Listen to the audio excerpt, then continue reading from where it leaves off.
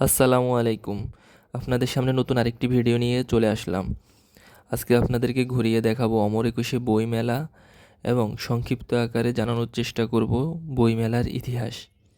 আপনি যদি আমার চ্যানেলে নতুন হয়ে থাকেন, চ্যানেলটি সাবস্ক্রাইব করে দিন এবং পাশে থাকা বেল আইকনটি ক্লিক করে দিন, যাতে পরবর্তী ভিডিও নোটিফিকেশান সবার আগে আপনি পেয়ে যান। অমর একুশে গ্রন্থমেলা, ব্যাপকভাবে পরিচিত একুশে বইমেলা, স্বাধীন বাংলাদেশের ঐতিহ্যবাহী মেলাগুলোর মধ্যে অন্যতম। প্রতি বছর পুরো ফেব্রুয়ারি মাস জুড়ে এই মেলা বাংলা একাডেমির বর্ধমান হাউস প্রাঙ্গণে ও বর্ধমান হাউসগিরি অনুষ্ঠিত হয়। 2014 সাল থেকে অমর একুশে গ্রন্থমেলা বাংলা একাডেমির মুখোমুখি সোহরাওয়ার্দী উদ্যানেও সম্প্রসারণ করা হয়েছে। তবে বাংলা একাডেমি প্রাঙ্গণেও মেলার একটি অংশ আয়োজন করা হয়।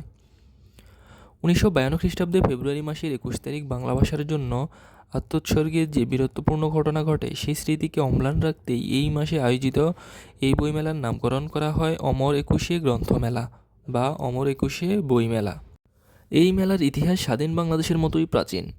যতদূর জানা যায়, 1972 খ্রিস্টাব্দের 8 ফেব্রুয়ারি তারিখে চিত্তরঞ্জন সাহা ঢাকা বিশ্ববিদ্যালয় সংলগ্ন বর্তমান হাউস প্রাঙ্গণে বটতলার এক টুকরো চটের উপর কলকাতা থেকে আনা 32টি বই সাজিয়ে বইমেলার গোড়াপত্তন করেন।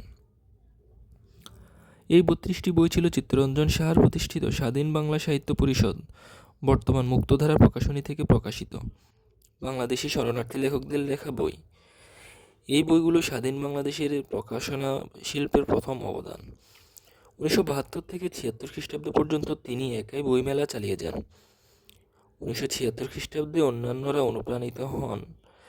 1978 খ্রিস্টাব্দে বাংলা একাডেমির তৎকালীন মহাপরিচালক আশরাফ সিদ্দিকী বাংলা একাডেমিকে মেলার সাথে সরাসরি সম্পৃক্ত করেন।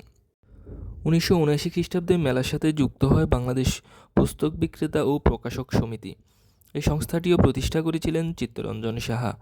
1983 সালে কাজী মঞ্জুরে মওলা বাংলা একাডেমির মহাপরিচালক হিসেবে বাংলা একাডেমিতে প্রথম অমর একুশে গ্রন্থমেলার আয়োজন সম্পন্ন করেন। কিন্তু স্বৈরাচারী এরশাদ সরকারের বিরুদ্ধে শিক্ষা ভবনের সামনে ছাত্রদের বিক্ষোভ মিছিলে ট্রাক তুলে দিলে 2 জন ছাত্র নিহত হয়। ওই মর্মান্তিক ঘটনার পর সেই বছর আর বইমেলা করা সম্ভব হয়নি। 1984 সালে সাড়ম্বরে বর্তমান অমর একুশে গ্রন্থমেলার সূচনা হয়। সেই 32টি বইয়ের ক্ষুদ্র মেলানুক্রমে বাঙালির সবচেয়ে স্বনামধন্য বইমেলায় পরিণত হয়েছে। বাংলা একাডেমি চত্বরে স্থান সংকুলান না হওয়ায় 2014 খ্রিস্টাব্দ থেকে বইমেলা সোহরাওয়ার্দী উদ্যানে সম্প্রসারণ করা হয়েছে। বেশ কয়েক বছর পূর্বে প্রতি বছর ফেব্রুয়ারি মাসের প্রথম দিন থেকে 21শে ফেব্রুয়ারি পর্যন্ত গ্রন্থমেলা নিয়মিতভাবে অনুষ্ঠিত হতো। এরপর ক্রেতা, দর্শক ও বিক্রেতাদের আবেদনের প্রেক্ষিতে ফেব্রুয়ারি মাসের শেষ অবধি এই মেলা বাংলা একাডেমির প্রাঙ্গণে অনুষ্ঠিত হয়। যেহেতু ফেব্রুয়ারি মাস 4 বছর পর পর অধিবর্ষ আসে, তাই কখনো এই মেলা মাসের 28 তারিখে, কখনো 29 তারিখে শেষ হয়। গণপ্রজাতন্ত্রী বাংলাদেশ সরকারের সংস্কৃতি বিষয়ক মন্ত্রণালয় মেলা নিয়ন্ত্রণের যাবতীয় দায়িত্ব পালন করে। প্রকাশনী সমূহের স্টলগুলো প্রকাশক এলাকা, প্রকাশক বিক্রেতা এলাকা, শিশু কর্নার, সরকারি বেসরকারি প্রতিষ্ঠান এবং লিটল ম্যাগাজিন ইত্যাদি এলাকায় বিভাজন করে স্থান দেওয়া হয়। এছাড়া মেলা চত্বরকে ভাষা শহীদ সালাম, রফিক বরকত, জব্বর, শফিউর এবং রবীন্দ্রনাথ ঠাকুর, কাজী নজরুল ইসলাম, ডক্টর মোহাম্মদ শহীদুল্লাহ, আব্দুল করিম সাহিত্য বিশারদ প্রমুখ ব্যক্তিত্বের নামে ভাগ করা হয়। এই মেলায় দেশের খ্যাতনামা সব প্রকাশনী, বই বিক্রেতা ছাড়াও দেশের বাইরে যেমন ভারত, রাশিয়া, জাপান প্রভৃতি দেশ থেকেও নানা প্রকাশনা সংস্থা তাদের বই ও প্রকাশনা নিয়ে অংশগ্রহণ করে। এই মেলায় গণপ্রজাতন্ত্রী বাংলাদেশ সরকারের বহু রাষ্ট্রায়ত্ত প্রতিষ্ঠান যেমন বাংলাদেশ পর্যটন কর্পোরেশন, বাংলাদেশ প্রত্নতত্ত্ব অধিদপ্তর ইত্যাদি তাদের স্টল নিয়ে মেলায় অংশগ্রহণ করে।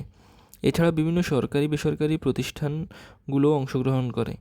মেলাতে ইদানিং বিভিন্ন ডিজিটাল প্রকাশনা যেমন সিডি, ডিভিডি ইত্যাদিও স্থান করে নিয়েছে। এছাড়া বিভিন্ন মোবাইল ফোন সেবাদাতা প্রতিষ্ঠানও তাদের সেবার বিবরণ সহ উপস্থিত হয়। মেলাতে বেশ জনপ্রিয়তার সাথে স্থান করে নিয়েছে লিটল ম্যাগাজিনও। মেলার মিডিয়া সেন্টারে থাকে ইন্টারনেট ও ফ্যাক্স ব্যবহারের সুবিধা। এছাড়া থাকে লেখক কর্নার ও তথ্য কেন্দ্র। মেলা প্রাঙ্গণ পলিথিন ও ধূমপান মুক্ত।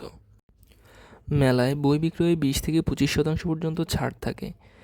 এছাড়া মেলায় শিক্ষা সহায়ক পরিবেশ ও তথ্যের নিরাপত্তার জন্য বিশেষ টাস্ক ফোর্স রাখা হয়, যারা বইয়ের কপিরাইট বা মেধাস্বত্ব আইন লঙ্ঘন করেছে কিনা তা শনাক্ত করেন ও যথাযোগ্য ব্যবস্থা নেন। মেলায় প্রবেশের জন্য ছুটির দিন ও ছুটির দিন বাদে অন্যান্য দিন আলাদা প্রবেশের সময় থাকে। মেলায় প্রবেশের জন্য কোনো ফি ধার্য করা হয় না। মেলা চলাকালীন প্রতিদিনই মেলাতে বিভিন্ন আলোচনা সভা, কবিতা পাঠের আসর বসে। প্রতিদিন সন্ধ্যায় থাকে সাংস্কৃতিক অনুষ্ঠান। এছাড়া মেলাতে লেখককুঞ্জ রয়েছে, যেখানে লেখকেরা উপস্থিত থাকেন এবং তাদের বইয়ের ব্যাপারে পাঠক ও দর্শকদের সাথে মত বিনিময় করেন।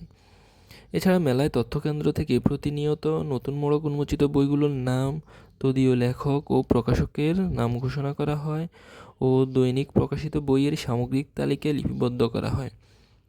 এছাড়া বিভিন্ন রেডিও ও টেলিভিশন চ্যানেল মেলায় মিডিয়া স্পন্সর হয়ে মেলায় তাৎক্ষণিক খবরাখবর দর্শক ও শ্রোতাদেরকে অবহিত করে। এছাড়াও মেলার প্রবেশদ্বারের পাশেই স্টল স্থাপন করে বিভিন্ন রক্ত সংগ্রাহক প্রতিষ্ঠান স্বেচ্ছাসেবার ভিত্তিতে রক্ত সংগ্রহ করে থাকে। 2010 খ্রিস্টাব্দ থেকে এই মেলার প্রবর্তক জনাব চিত্তরঞ্জন সাহার নামে একটি পদক প্রবর্তন করা হয়। পূর্ববর্তী বছরে প্রকাশিত বইয়ের গুণমান বিচারে সেরা বইয়ের জন্য প্রকাশককে এই পুরস্কার প্রদান করা হয়। পুরস্কারটি আনুষ্ঠানিক নাম চিত্তরঞ্জন সাহা স্মৃতি পুরস্কার। এছাড়া স্টল ও অঙ্গসজ্জার জন্য দেওয়া হয় সর্দার জয়নুদ্দিন স্মৃতি পুরস্কার। সর্বাধিক গ্রন্থ ক্রয়ের জন্য সেরা ক্রেতাকে দেওয়া হয় পলান সরকার পুরস্কার। আজকের ভিডিও এই পর্যন্তই। ভিডিওটি যদি ভালো লেগে থাকে আমার চ্যানেলটি সাবস্ক্রাইব করুন এবং আপনার বন্ধুদের মাঝে ভিডিওটি শেয়ার করে দিন। ধন্যবাদ। পরবর্তী ভিডিওর আমন্ত্রণ জানিয়ে আজকের ভিডিও এখানেই শেষ করলাম। আসসালামু আলাইকুম।